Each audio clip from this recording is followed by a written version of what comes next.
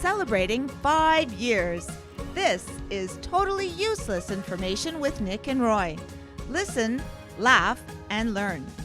How long is the Great Wall of China? New topic alert. How many nails does it take to build a brand new 1,200 square foot house? Hi, I'm Nick. And I'm Roy. And this week, and for the past 5 years, we've been scouring the internet to find out this just for you. Plus, we will answer a listener's question in the mailbag segment. Do you lose your hearing while yawning? And in the news, porch pirate twerking perp gets pissed off when he sees his butt on the internet. Totally useless information. It's everything you never needed to know.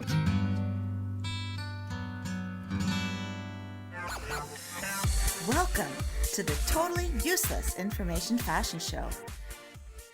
Wow. Welcome back. Fashion show. Yes, it is a fashion show. Don't you see us? Yeah, we are professional fashion people. Don't you like what we're wearing? You can't see me, Nick, No. so I could be wearing nothing. Well, I see nothing. Hey, You probably would go blind anyway. That's correct. Thank you very much for joining us. We're approaching 80 countries around the world that have listened to Totally Useless Information with Nick and Roy. Really, really thank you for doing that. We really appreciate that. Yes. I'm going to go first, okay, in fashion, because I like this one. Okay. The sport jackets, they have buttons on their sleeves. Yeah. You know? Yeah. And if you remember in one of our shows, and I would assume listeners of the show will remember that we said Napoleon had those buttons put on the sleeves of the soldiers' jackets so that they wouldn't wipe their nose. Yes. Their runny noses on the jackets. So, but I also this week in doing some fashion research found out it may not have been Napoleon. It may have been Frederick the Great who had that buttons installed for his troops. And then Napoleon just kept going with it. But in doing so, I learned something about those buttons.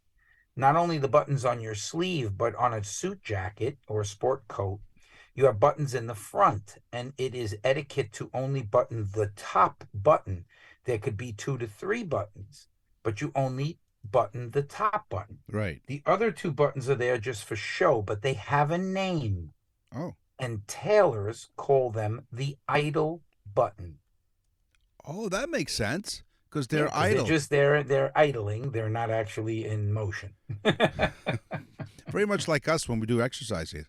Exactly. So you've probably seen this in movies and maybe in some pictures and whatnot on the internet. But why did the helmets of the Roman soldiers have a thick red brush on top of them? Well, the purpose of these plumes or crests are thought to have been either for decoration, unit identification, or as an indication of rank. Evidence from sculpture and monuments indicate that by the 2nd century A.D., the crests were not used during combat and mainly depicted only in use for parades and festivals. Okay, only in Britain can this happen. In 2015, British universities got together and did a study and found, and this is fashion because fashion is not just clothing, it could be jewelry or accessories. That's correct. They found that people that wear watches on their wrist, get ready, Okay. they're more likely to be punctual and on time to meetings. Really? Come on. Okay, they spent the money on this study. If you have a watch, of course you're going to be more punctual. You know what damn time it is. So, but a lot of these kids use their phones now. They don't even wear watches, but whatever. Yeah. But this was 2015, so, it's just a stupid way to waste money. But one of the things that they found that I thought was more interesting than the punctuality was that 75% of the people thought that people that were wearing watches were more conscientious. Okay. So though they looked at those people and said, oh, that person's more conscientious because they have a watch on. How ridiculous, but that's how your brain looks at things, right? So in our case, they're not conscientious, just conscious. Just conscious, that's right. Great point. British Italian menswear brand Jordan Luca was making this particular brand of jeans, right? It was this particular style because I think everyone needs one of these in their wardrobe. How about making your pants look like you've peed yourself? So No. yes, so Jordan Luca, the brand, is stirring some controversy, which is with its pair of stained stone-washed jeans featuring a dark stain in the groin area. So according to the New York Post, the pea-stained denim made its official debut in 2023 collection show in Milan. When you thought that things couldn't get any weirder, the lighter wash version of the jeans, which retails for $612 US, Oh, no. have completely sold out online. No, I'm pissed off.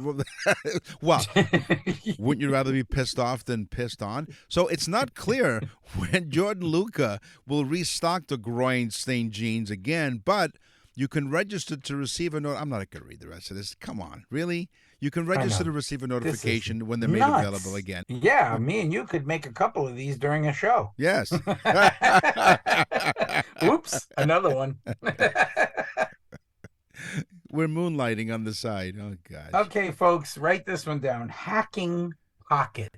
Okay. It's the name given to the angle flap pocket on pants that was invented, again, mostly jeans, was invented because back in the days when we had no cars, people rode horses, was the mode of travel. Right. And it was hard to get stuff out of your pocket in that sitting position. So they angled the pockets to make it easier to get your money and items out of your pocket. Oh. And they named it the hacking pocket. I'm a big fan of cargo pants, and apparently the pockets of cargo pants are like right above your, I guess, in your thigh. And that's because if you're sitting in a car and you have your seatbelt on, which you should have, you can easily grab something out of those pockets. And I love that fact that you can still be seat belted and you can grab stuff out of your pocket. But yeah, and that Jordan guy will just throw a cup of you know what in there and change the color of the jean again. Exactly. Hey, my jeans are blue and yellow. Hey, that makes green. So here's an aside. I don't forget how old I was, but I realized that when you combine blue and yellow, it creates the color green. You know how I found out? My mom put one of those blue dyed sort of like toilet cleaners inside the tank, so the water turned blue, and then every time you'd go, blue and yellow make green, and that's when I knew. See? Yeah. Uh-huh. All right, that's one for the psychiatrist. That's right. What's new, pussycat? When you thought leopard print was on its way out, animal prints aren't going anywhere. Leopard prints are still going to be, kind of the go-to fashion statement, but you can also put on some cow prints, snake skin, and tiger stripes. They're also trending. So now that you can wear animal prints anywhere, including coats, boots, and jeans. You can sport all kinds of stuff. Or in your case, because you love to accessorize, Roy, how about a bag or shoes with leopard print on it? Yeah, that's what I told my wife. I said, I'm up on all the moo styles. The moo styles. There was a great line from the show Will and Grace where Grace walks in with a skirt with cow print on it, and Karen, her assistant, says, "Got skirt?" What a great line in a great sitcom, Will and Grace. Anyway, that's I'm going to go on, okay, folks? Yes, animal prints are beautiful. My wife actually showed me. She said, "What do you think of this?" And it was literally a leopard shirt. Wow. This is a couple days ago. So, yes, animal prints are in. Mm-hmm. Look out. Yeah.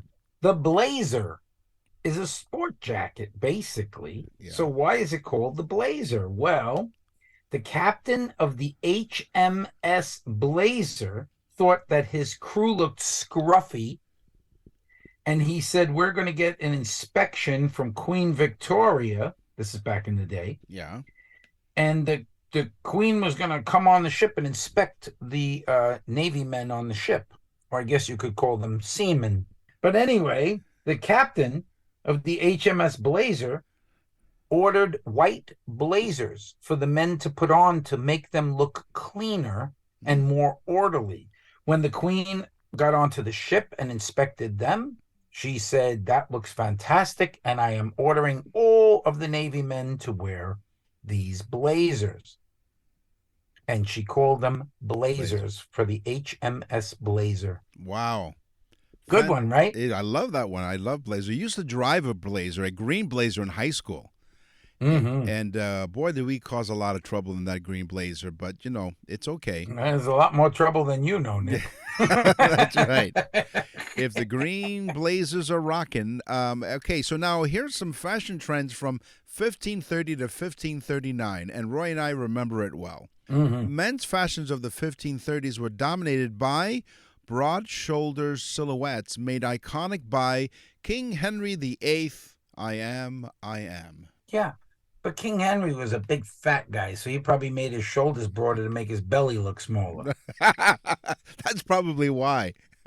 It's a good point. Yeah. He's also the guy that brings in powdered, the scented powdered wigs. Before that, they just had white wigs, powdered wigs. Right. But he scented the powder because they stunk. Right. From body odor. And that's so disgusting. It is. He sensed a business opportunity. You know, Nick, I'd like you to get one of those white wigs and wear it during one of the shows, if you could. Yes. Because I've got a lot of glare over here. Yes. Here, I'll tilt my head slightly to the left. You could probably get Australia. Oh, don't do that. If there's some ants there, you might burn them. Wow. Must be sunny in Florida. And let's go another decade. Fashion trends from 1550 to 1559. Spanish fashion was in the 1550s from the loose women's gown, the ropa, as they called it, and the Spanish farthingale in women's dress to the narrow-cut jerkins and tight sleeves of Philip II, and the must-have men's outerwear piece, the Spanish cape. Nick and Roy will continue with totally useless information. Fall's here, and for me that means comfort meals, cozy nights, and tailgating weekends. And Omaha Steaks makes it all easy. I love having their premium steaks and juicy burgers ready in my freezer. I recently grilled their filet mignon, so tender, flavorful, and better than anything I've had elsewhere. Right now, during their Red Hot sale, you get 50% off site-wide. Plus, get an extra $35 off with code FLAVOR at checkout. Get fired up for fall grilling with Omaha Steaks. Visit omahasteaks.com for 50% off site-wide during their Red Hot sale event. And for an extra $35 off, use promo code FLAVOR at checkout. That's 50% off at omahasteaks.com and an extra $35 off with promo code FLAVOR at checkout. See site for details.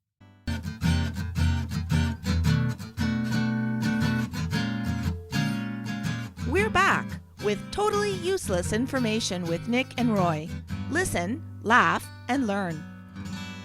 Thanks for joining us on Totally Useless Information with Nick and Roy. We really appreciate you listening. It's not joining us. Thanks for putting up with us. Okay, I'll rephrase that. Hey, thanks for putting up with us. Totally Useless Information with Nick and Roy. This is what you can do. You can go to our website, nickandroy.com. See how clever we are there?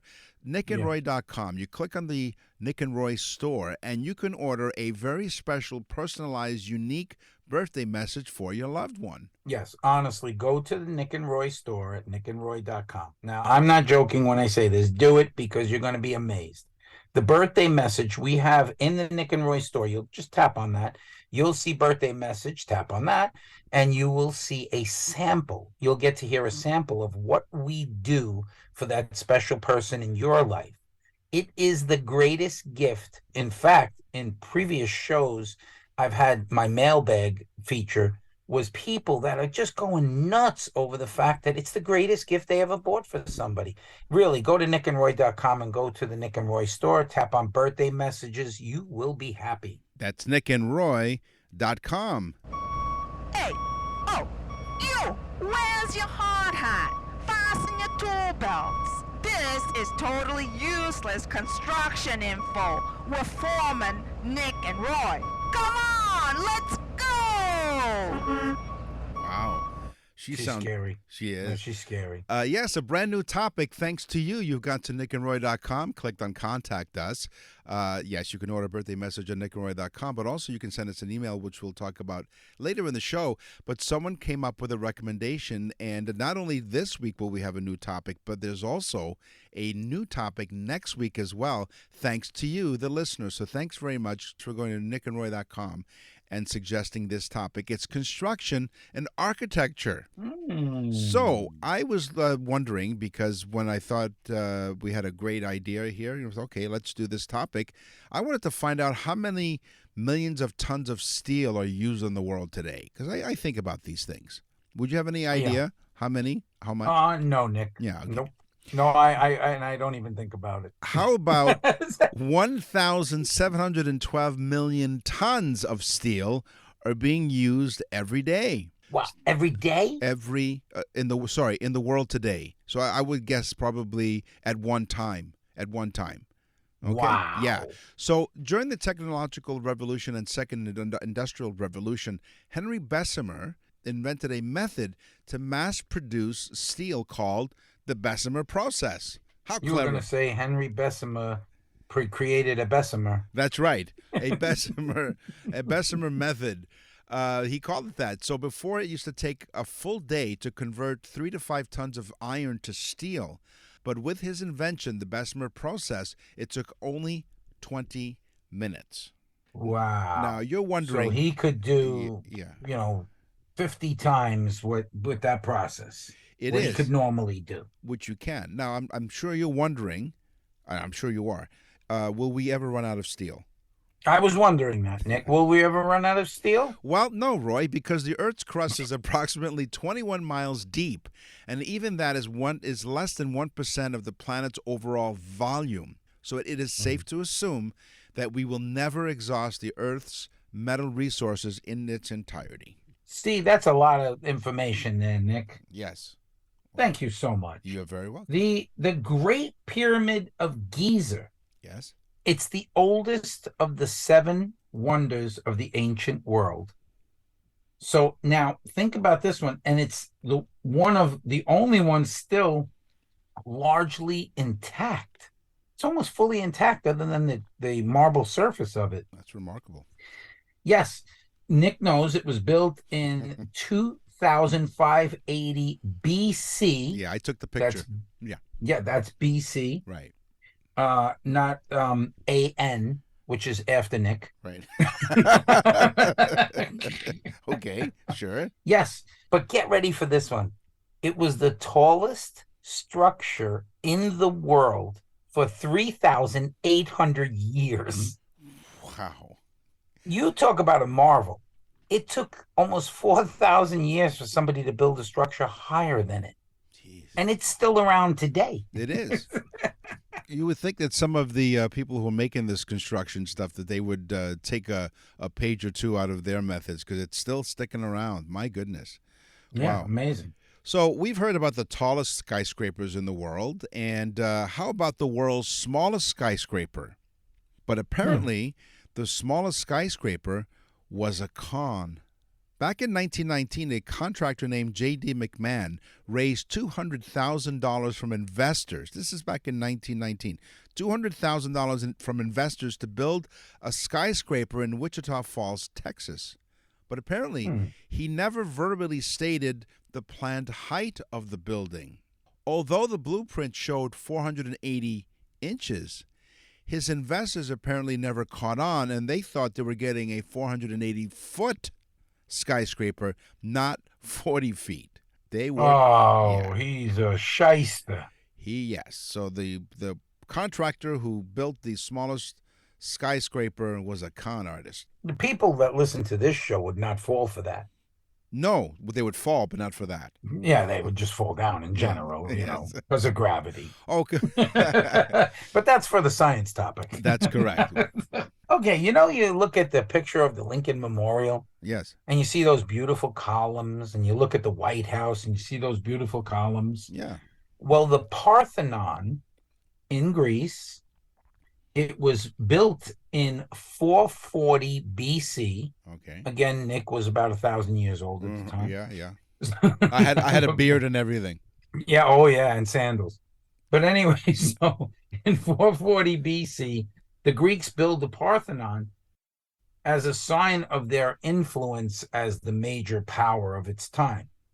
And it again is that because of that structure, you have a lot of modern buildings today are fashioned after it because it was just so amazing until this day. Now, I was in Sicily, Mhm. and in Sicily, there is an exact replica of the Parthenon built by the Greeks a few years after they built the Parthenon in Greece. They were going to attempt to build one of these Parthenons in every single territory that they had to show their dominance, because it must have been an awe-inspiring thing to see. Oh, But one more quick thing. yeah. I was in Nashville, Tennessee. There was an exact replica of the Parthenon built in Nashville for some like World's Fair type thing or whatever. Yeah. They were planning to tear it down, but the people of Nashville said, no, no, no, no, no, no, no. Let's fix it and keep it up. So right now you can go to Nashville and literally see and walk through an exact replica of the Parthenon. It's a museum. It is. Wow.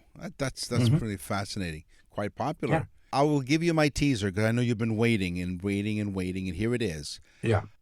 How many nails does it take to build a 1,200 square foot house? Can you have any guess on your part? You know, I don't, Nick. A 1,200 square foot house, pretty small home. Yeah. Okay. Average 2 bedroom. That's right. It's an average size house of 1,200 square foot house. You'll need about 12,000 nails to build. Oh my God. Okay. What is the whole place made of nails? There's no sheetrock.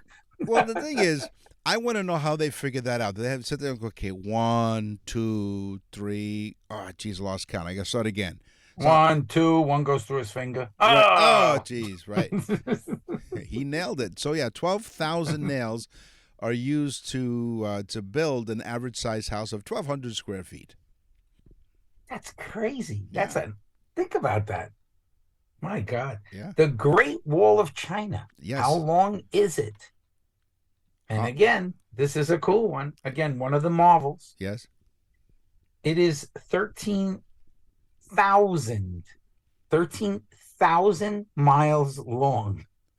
13,000. Wow. How far is it from Florida to your house? About 1,600 miles, 15. 1,600. Wow. It would take me over a day to get to you. Yeah. The Great Wall of China is 13,000. You know, 100 days I would be driving. I'll wait. Roy's in Fort Myers, Florida. By the way, I'll translate 13,000 miles. I'll translate that to Canadian. 20,900 kilometers. Nick and Roy will continue with totally useless information. You're listening to Totally Useless Information with Nick and Roy. Listen, laugh, and learn. So the marvel of engineering, not Roy or I, it's not celebrated for its functionality, but also for its unique and vibrant color. I'm talking about the Golden Gate Bridge. And the vibrant color is what they call international orange. Surprisingly, this now iconic tone was not part of the original plan.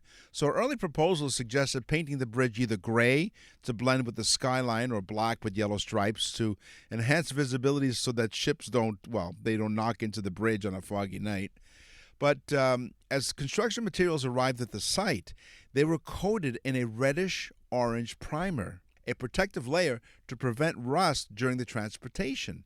This vibrant hue immediately caught the eye of Irving Morrow, the consulting architect for the project, and he saw the potential of the reddish-orange primer, not just as a base, but as the defining color of the bridge itself.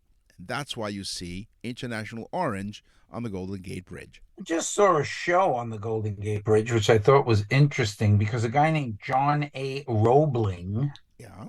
you might remember that name. He's the guy that designed these German-born Deutschlander. I haven't done that. That's for 2025. That's right. John Augustus Roebling. He was German-born American civil engineer. He's the father of the suspension bridge, cable suspension bridge. Right. And he does the Brooklyn Bridge is one of his most famous. And then I forget, there's kind of like a replica of the Brooklyn Bridge. I forget where that is, but I'll find out for our listeners. Yeah.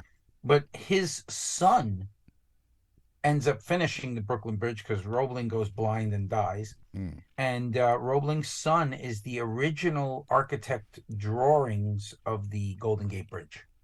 Wow, there you go. How cool. How cool. It is. And of course, he was buried in suspenders. I'm just saying. Thanks for joining us to Totally Useless Information with Nick and Roy. Actually, when he died, they sent a cable to his family. Oh, wow. And they said, you know what? We'll cross that bridge when we get to it. Thank you for listening to Totally Useless Information with Nick and Roy. We really appreciate all of you writing to us. Coming up next. Speak for yourself, Nick. I just did.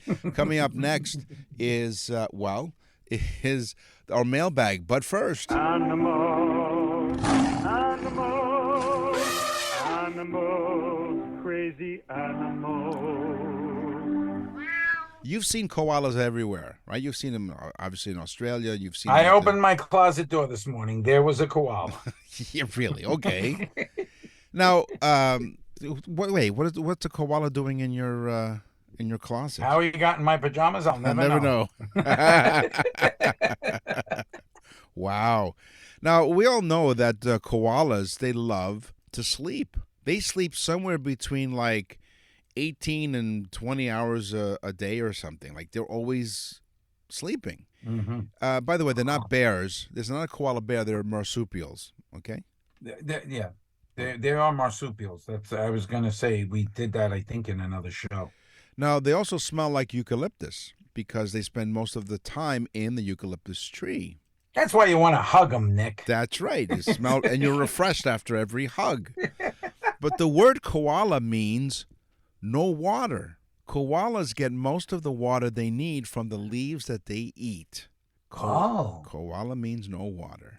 Yeah, because I like a good eucalyptus tea. Yes. And why not? Chew on the leaf, get a little moisture from the leaf. They don't need much, I guess, huh? Nope, exactly. Well, in the couple of hours that they're awake, they eat eucalyptus leaves, yes. They're cute as hell. They are. Yeah, they're real cute. They're dangerous, I would assume. They climb trees, so they got to have big claws. That's true. And now, is it the koala bear? It is. So koala bears, if I remember from one of our episodes of over 200 episodes and 5 years of totally useless information with Nick and Roy, their fingerprints are very much like human fingerprints in that. Oh, yes, you're right. They're unique. In Australia, they use them for scenes of crimes. That's right. You see that they're not a koala. You see how useless information becomes useful for another episode. See? No, it's not useful either, Nick. It's just something else in your head. That's right. Useless. You're spewing out of that hole in your face. That's my job. The Goliath frog smells like eucalyptus. No. The Goliath frog. Yes. Is the largest frog in the world. Get ready. It grows over a foot long, foot to almost a foot and a half long. Okay. And it can weigh up to 7 to 8 pounds. Wow. Now, this is a big frog. Yeah. An 8-pound, foot and a half long frog. It's like opening a Subway sandwich and there's a frog in there. Yes, Ribbit. So what kind of frog is this? What is it? What's it called? It's called the Goliath frog. It's rather large. It's a nickname I had in high school. Yeah. I think I know the name of that Goliath frog. What is it? David. Okay, so I'm going David and Goliath there you frog. go.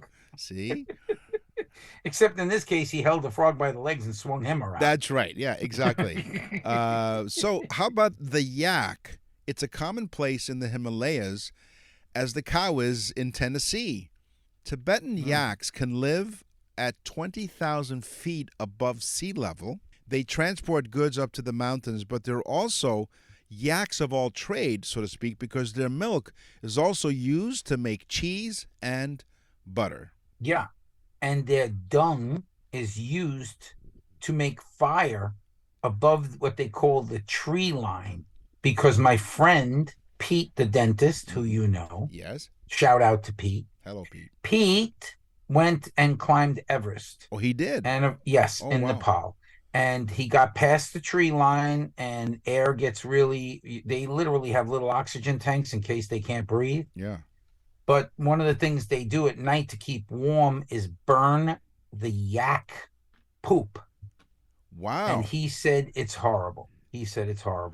Just a horrible, horrible smell. He said it's terrible. Well, it's interesting that you mentioned about the yak poop because that's my next fact. So as we remind the audience, Roy and I never really discuss the facts. We just come up with topics. We agree to topics, and then we do research, but we never discuss the actual facts. So Roy had no idea, but I will tell you all about yak poop. How's that for a tease? Frogs don't drink the way we do. We tend to put our pinky up when we're drinking. No, No, no. no. Frogs don't drink out of glasses. No, frogs don't drink the way we do. We put the drink up to our mouth and we drink it. Well, frogs, even though they have a big mouth, they don't use it to drink. They absorb water through their skin. Oh. That's right. So if you see a frog rolling around on top of the bar, he's not drunk. He's drinking. That's right. He's getting there. He's having one of those big Goliath drinks. Yeah. So I used to drink that way in high school. You know, That's when right. I had a few, I'd just throw it on me. yeah, that's right. You were known to drink now and again. You'll have one now and then again and again and again. and again and again and again. That's what I tell my doctor when he says, "Do you drink?" I said, "Now and again." He goes, "That's not too bad." I said, "Well, now and again and again and again," and he threw me out of his office. Yeah. Well. So let's go back to the yak poop. Now you said your friend Pete the dentist said that it stunk to high heaven. Well, they were close, so but the top of the mountain. But in some cases, yak's poop is not really. It basically has very little to no odor. So maybe when they're burning it, I was just going to say it probably doesn't have much of an odor. I mean, horse poop doesn't have all that much of an odor, right? As human poop does, because they don't really eat meat; they consume vegetation like a cow and so on. Right. It's not as offensive as a dog's poop, you know. Right. Yeah. But then try and burn it, Nick, with all that nitrogen and stinky stuff in there. He said it was horrendous. But he stuck by it because they were freezing. Well, of course they need it. So yak poop doesn't really stink on its own because of the access, because sufficient access to water and forage to eat. So, like to your point, right, which is great because he would just pick it up and carry it in his pockets. But the big perk for those collecting the dried excrement is there a perk to this, Nick? There is. Well, you can ask Pete, the dentist, your friend, because it was used for fuel. The Tibetan plateaus don't have any trees because you said it's above the tree line, as you mentioned, making yak dung the only easily obtainable fuel. Yeah, it's flammable. Yeah. They started the fire. They said, you know why they did it? It was so cold. They're doing it for Pete's sake. Right. Nick and Roy will continue with totally useless information. You're listening to Totally Useless Information with Nick and Roy. Listen, laugh, and learn. What's in the mailbag? What's in the mail? Darlene from Omaha, Nebraska asked, "Dear Nick and Roy, we love listening to your show. We discovered your show right before the holidays. We love every minute of it. But one day when I was listening to your show, I yawned. Now, hold on. Believe me, it had nothing to do with your show. I was just tired of all the holiday preparations and everything. But while yawning, I realized that I lost a few seconds of your show, so I had to rewind it back. So that leads me to my question. Did I lose my hearing while I yawned?" Well, one of iHeartRadio's, we're on the iHeartRadio Talk Network in Canada, Dr. Mitch Schulman was on one of our radio stations, and he talked about, well, do you lose your hearing while you're yawning? Why do I, and I have never noticed this, to be perfectly honest, but Nick Marano pointed this out on Totally Useless Information, that people lose their hearing when they yawn. It's not so much that they lose their hearing as that their hearing diminishes. What happens is when you hear sounds, the sound waves hit your eardrum, vibrate a whole bunch of little bones that then transmit it into the actual sensing organ inside your inner ear. Now, there's our muscles attached to those little intermediaries, those little intermediary bones that carry the signal from the eardrum to the inner mechanism. And to protect us, they will automatically shut down or tense up when there's very loud noises. They'll do it when you're chewing, for example, because you don't want the noise of your jawing to affect your hearing. Well, the same thing happens when you yawn. When you yawn, most of us open our mouths fairly extensively. And what that does is it triggers the same muscle to basically protect the hearing. And what it does is it makes it a little bit stiffer. It makes it more difficult for the sound waves to be transmitted, and therefore your hearing will be diminished when you yawn. It's a protective mechanism. I don't know about you. I tend not to yawn very loudly, but I guess it's the mechanism of opening your jaw that's the real trigger. Well, there you have it. Thank you very much, Dr. Mitch Schulman on the iHeartRadio Talk Network. What's your mailbag say? Ted from Plains, Georgia. Yes. He said, you guys are two of the funniest guys I've listened to on podcasts. Did you guys know that Georgia is called the Big 3P state? 3P. Yes. Georgia is called the Big 3P state. Well, why? Because of its massive production of peanuts, pecans, and peaches. Wow. That's why it's called the Big 3P state. On the show today, we talked about fashion. We introduced a brand new topic, construction and architecture, and thank you to our listener for sending that request. We talked about animals. It's time for the news. And now, from around the corner and around the world, this is TUI News. Police in New Jersey, so you know where this is going, they're searching for two naughty suspects after they were caught on camera stealing a package off a resident's porch and then returning the items days after. Why? Because a video of them twerking and taunting the camera was had emerged online. Gloucester Township Police shared that on December the 9th, around 6:30 p.m., a victim's Ring camera captured two individuals running up to the front door in the townhomes, and the police said the suspects grabbed the Amazon package containing 4 glasses and baby items valued at $74. They're porch pirates. They are. The other suspect ran up to the front door and began taunting the resident on their camera and started twerking. You know how you move, you shake your butt? Did he have a patch on his butt like a true pirate? No. Yeah, he had a patch on one cheek. So the homeowner posted the surveillance video on the Ring Neighbors app to warn the surrounding residents. Could you imagine the guy swung around and he had a hook? What? That's right. So in a turn of or a parrot? In a turn of events, a couple of days later, around the same time, police said the two suspects returned to the victim's home. Oh, they came back. They came back. Police said one of the suspects stayed across the street while the other suspect... This is a hell of a good ring cam. It was. You could tell. Great depth of field. So the other person, who appeared to be the same person who was in the twerking video... He's back. He approached the Ring camera, held up the phone to the Ring camera's app on the screen, and said, quote, "Come on, dude. Not cool, bro. Come on, not cool. That's my butt on the internet." And then he ran across the street. So he was ticked off because the victims, these homeowners who had the Ring camera, the camera caught this person's butt twerking. Was it daytime or was the moon out? No, it was. Well, it was 6:30, 7 o'clock in December in New Jersey, so the moon was definitely out. So this guy's stealing a package. Right. Shaking and twerking. Right. So that in itself is upsetting if I saw it on my Ring camera. That's correct. Plus, he has no patch. Right. And he's got a car, no boat across the street. No. Here's the thing. 10 minutes later, one of the suspects returned a second time, holding one of the stolen glasses. Oh, no. But you know what? Did they only bring the one back? It was broken. And so he said, I want to give this back, and putting it back on the front step. Now, unfortunately... So they broke one of them, fleeing the scene of the crime. That's right. Maybe it was broken while he was twerking. We don't know at this point. These details are not clear. But these two idiots... Because when you're twerking, if you do like cheers when you're twerking, you don't know. You might smash the glass in your hand. Exactly. You know? Depends where you were twerking. There's a lot of movement. There is. Now, just so that you know, the two are still on the loose.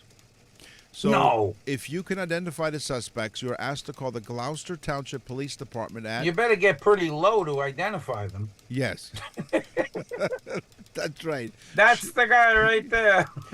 The phone number is 856-228-4500. 856. Wait a minute, you actually have a phone number. For the Gloucester Township Police Department, because they're still looking for these two... Folks, you might want to write this down, These two porch pirate perps. 856-228-4500. If you missed the phone number... Wait, hold on a minute. What? I have to clarify something. Yes. They're the porch pirate perps. Right. So Gloucester might be the big 3 Ps. That's right. It's in New Jersey, not in Georgia. 856. Oh, wait a minute. This is Gloucester, New Jersey? New Jersey. I thought this was like Gloucester in Massachusetts, which is No. beautiful. This goes on all the time in New Jersey. They can't stop twerking. 856-228-4500 if you have any information about these two porch pirates, and one of them was a twerker. So did the other one have any distinctive features, like a patch or a hook or... No. Just a silly look on his face. Yeah. That's all. And he brought the broken glass back. Like, what good is that? Well, how about the baby toys? Like, bring back the baby stuff. The baby's crying now. Don't start crying, because this is the end of this episode of Totally Useless Information with Nick and Roy. We thank you very much for joining us. We will, as a promise, continue to scour the internet and other sources to find totally useless information just for you. And as usual, we want to thank each and every one of you for telling friends to listen to the show. That's why we're in 80 countries around the world and listened to by millions of people. We thank you so much. 5 years, we can't tell you when we started this. We had absolutely no idea it would become what it has become, which is useless. I'm Nick. And I'm Roy. Thanks for listening. Totally Useless Information with Nick and Roy is a production of nickandroy.com. Visit nickandroy.com to access the full library of episodes, or wherever you get your podcasts.